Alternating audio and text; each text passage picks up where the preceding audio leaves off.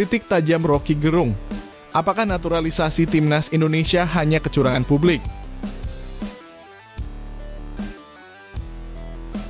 Sandy Walsh frustasi. Kenapa masih ada yang membeda-bedakan pemain lokal dan naturalisasi di timnas Indonesia?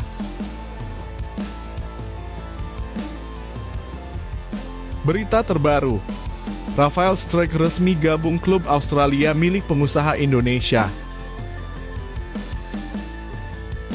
Sebelumnya jangan lupa subscribe channel ini supaya tidak ketinggalan berita timnas Indonesia.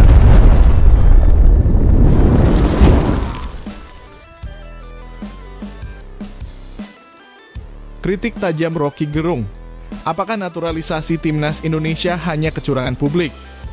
Akademisi dan pengamat politik terkenal Rocky Gerung baru-baru ini melontarkan kritik tajam terhadap proyek naturalisasi pemain tim nasional Indonesia yang dipimpin oleh PSSI di bawah naungan Erick Thohir.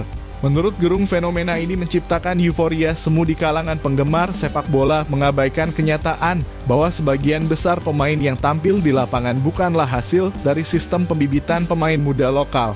Gerung berpendapat bahwa saat ini mungkin ada suasana euforia yang melingkupi dunia sepak bola kita. Namun euforia ini seakan mengaburkan fakta bahwa pemain yang kini berlaga di lapangan bukanlah produk dari sistem pengembangan pemain muda yang ideal, melainkan hasil dari proses naturalisasi yang ia sebut sebagai penipuan sensasi. Menurutnya, proses naturalisasi ini tidak sejalan dengan esensi tim nasional yang seharusnya mencerminkan kebanggaan nasional yang lahir dari pembibitan pemain muda di dalam negeri, bukan dari jalan pintas yang menggantikan sistem yang ada. Walaupun olahraga sepak bola telah menjadi fenomena global dan banyak orang menikmati pertunjukan di lapangan, seharusnya timnas itu berasal dari bibit lokal kita. Jika tidak ada bibit lalu kita beralih ke naturalisasi, itu hanya pembenaran untuk kegagalan dalam menciptakan ekosistem sepak bola yang sehat, ungkap Gerung. Gerung menambahkan bahwa meskipun timnas Indonesia sering mengalami kekalahan penting untuk tetap berusaha menghasilkan prestasi melalui sistem pembibitan dan kurikulum yang dapat didukung dengan pengetahuan olahraga mutakhir. Dia menegaskan bahwa kebanggaan nasional dalam sepak bola seharusnya bukan berasal dari hasil naturalisasi, melainkan dari hasil kerja keras dan pengembangan pemain lokal. Kritik mengenai pemain naturalisasi ini kembali mencuat setelah pernyataan kontroversial mantan Duta Besar Indonesia untuk Polandia, Peter Gonta. Gonta mengklaim bahwa beberapa pemain naturalisasi timnas Indonesia belum mengembalikan paspor lama mereka dan mungkin akan mengubah status kewarganegaraan mereka kembali saat mereka tidak lagi diperlukan. Menanggapi isu ini, PSSI melalui anggota komite eksekutif Exjo Arya Sinulinga membantah tuduhan tersebut. Bantahan ini semakin diperkuat oleh pernyataan Dirjen Imigrasi Kementerian Hukum dan HAM Silmi Karim yang memastikan bahwa semua pemain naturalisasi timnas Indonesia saat ini telah mengembalikan paspor lama mereka. Saat ini timnas Indonesia diperkuat oleh 12 pemain hasil naturalisasi yang memiliki garis keturunan Indonesia. Selain itu, PSSI juga sedang dalam proses menaturalisasi 2 pemain keturunan lainnya, yaitu Mas Hilgers dan Laino Reijenders.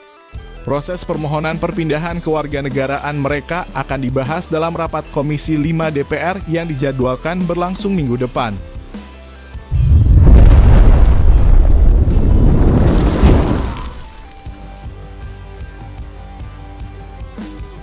Sandy Walsh frustasi. Kenapa masih ada yang membeda-bedakan pemain lokal dan naturalisasi di timnas Indonesia? Pemain belakang timnas Indonesia Sandy Walsh baru-baru ini mengekspresikan rasa frustrasinya terhadap pandangan yang membedakan antara pemain lokal dan pemain naturalisasi dalam skuad Garuda. Menurut Walsh, pandangan tersebut sangat tidak masuk akal dan tidak mencerminkan realitas di lapangan. Isu ini mencuat sebelum timnas Indonesia memulai laga di Piala Asia 2024. Banyak kritik yang dilontarkan terhadap tim karena dipenuhi oleh pemain keturunan seperti Walsh, Ivar Jenner, Jordi Amat, Rafael Struijk, Saina Patinama, dan Justin Hubner. Kritik tersebut membuat Walsh merasa jengkel dan frustrasi. Menurutnya, semua pemain di timnas Indonesia berfungsi sebagai satu kesatuan tanpa memandang perbedaan asal-usul. Jujur saja, saat menjelang Piala Asia ada beberapa komentar yang membedakan pemain diaspora dari pemain lokal. Ini bukan hanya menyakitkan tetapi juga membuat frustrasi karena tim kami sendiri tidak seperti itu, ujar Walsh. Walsh menekankan bahwa dalam momen tersebut timnya merasa perlu untuk menunjukkan kerukunan lebih kuat lagi meskipun sebenarnya hubungan antar pemain sudah sangat solid. Kami merasa perlu untuk menegaskan kembali kerukunan di tim meskipun sebenarnya kami sudah solid. Kami menyadari pentingnya menunjukkan kepada publik bahwa kami bersatu, tambahnya. Untuk mengatasi narasi negatif ini, seluruh pemain Timnas Indonesia memutuskan untuk bersama-sama mengunggah pesan yang sama di media sosial mereka. Walsh merasa senang karena langkah ini berhasil menghapus perbedaan yang ada dan publik mulai melihat tim sebagai satu kesatuan. Langkah ini benar-benar mengubah kami dan kritik yang kami terima. Kami memposting pesan yang sama di media sosial sebagai sebuah tim dan sejak saat itu narasi tentang perbedaan pemain mulai hilang, ujar Walsh dengan penuh kepuasan. Walsh juga menyanjung kekompakan tim yang terlihat jelas dalam 2 pertandingan terakhir Timnas Indonesia di grup C babak ketiga kualifikasi Piala Dunia 2026 zona Asia. Tim ini sangat solid. Kami memiliki berbagai usia dan latar belakang budaya membuat kami seperti klub besar. Meski ada pemain baru yang bergabung atau kembali ke skuad, kekompakan tim tetap terjaga, ujarnya. Berbicara tentang tantangan yang dihadapi, Walsh menyatakan bahwa bermain melawan negara-negara yang sering berpartisipasi di Piala Dunia justru menjadi motivasi tambahan. Saat ini kami melawan negara-negara yang sering bermain di Piala Dunia. Ini adalah kesempatan besar untuk bersaing dengan mereka dan menunjukkan kualitas kami, jelasnya. Walsh juga memiliki ambisi besar untuk Timnas Indonesia, termasuk menembus peringkat 100 besar FIFA. Kami ingin mencapai lebih banyak dan masuk ke 100 besar FIFA ranking. Saat ini kami berada di posisi 129 dan saya ingat ketika saya bergabung kami berada di posisi 147. Ini adalah kemajuan yang signifikan, ujar Walsh.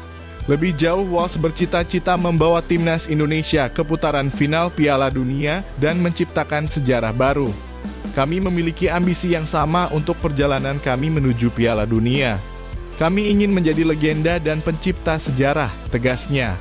Kami telah membuat beberapa langkah maju, tapi perjalanan kami belum selesai. Masih ada banyak pertandingan ke depan. Dengan semangat dan dedikasi yang tinggi, Sandy Walsh dan rekan-rekannya siap menghadapi tantangan berikutnya termasuk 2 laga penting yang dijadwalkan pada bulan Oktober 2024.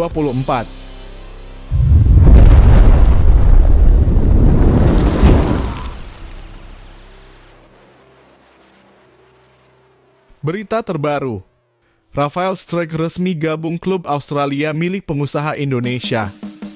Kabar mengejutkan baru saja datang dari dunia sepak bola. Rafael Struijk, penyerang muda andalan Timnas Indonesia, kini resmi bergabung dengan klub Australia Brisbane Roar. Berita ini diumumkan secara resmi oleh Brisbane Roar melalui akun Instagram dan situs web resmi klub. Sebelum kepindahannya ke Brisbane Roar, Struijk bermain untuk klub Belanda ADO Den Haag. Pemain berusia 21 tahun ini bergabung dengan Brisbane Roar dengan status bebas transfer dari ADO Den Haag. Meskipun Struijk telah tampil dalam 3 pertandingan bersama ADO Den Haag, ia belum berhasil mencetak gol untuk klub Belanda tersebut. Kehadiran Struijk di Brisbane Roar disambut dengan antusiasme tinggi. Klub asal Australia ini menggambarkan Struijk sebagai penyerang serba bisa dengan kemampuan untuk bermain sebagai sayap maupun sebagai pemain nomor 7. Dalam pengumumannya, Brisbane Roar menyambut Struijk sebagai salah satu pemain baru mereka untuk musim A-League 2024-2025. Selamat datang di Brisbane Roar, Rafael Struijk, tulis klub dalam unggahan Instagram mereka. Kami sangat senang menyambut penyerang Timnas Indonesia Rafael Struijk dari ADO Den Haag menjelang musim 2024-2025. Rafael Struijk adalah salah satu pemain muda yang telah menunjukkan kemampuannya di Timnas Indonesia. Ia sering kali menjadi pemain kunci di bawah arahan pelatih Shin Tae-yong dan telah mencatatkan 14 penampilan untuk Timnas Indonesia. Meskipun umurnya masih muda, Struijk telah menunjukkan performa yang solid menjadi starter dalam banyak pertandingan. Perlu diketahui bahwa Brisbane Roar adalah klub yang dimiliki oleh pengusaha Indonesia. Klub ini berada di bawah kepemilikan Bakri Group, sebuah konglomerat asal Indonesia sejak Oktober 2011. Dengan bergabungnya Struijk, ia kini menjadi bagian dari klub yang berada di bawah naungan salah satu perusahaan terbesar di Indonesia. Meskipun bergabung dengan klub milik pengusaha Indonesia Kualitas, Struijk tidak perlu diragukan. Selain menjadi andalan timnas Indonesia, Struijk juga telah berkontribusi signifikan untuk timnas U23 Indonesia dengan mencetak 3 gol dari 8 pertandingan. Di level timnas U20, ia bahkan berhasil mencetak 1 gol dalam 1 laga yang dilakoninya. Dengan kepindahan ini, banyak yang menantikan bagaimana Struijk akan mengembangkan karirnya di A-League dan apa yang akan dibawanya ke Brisbane Roar dalam musim mendatang.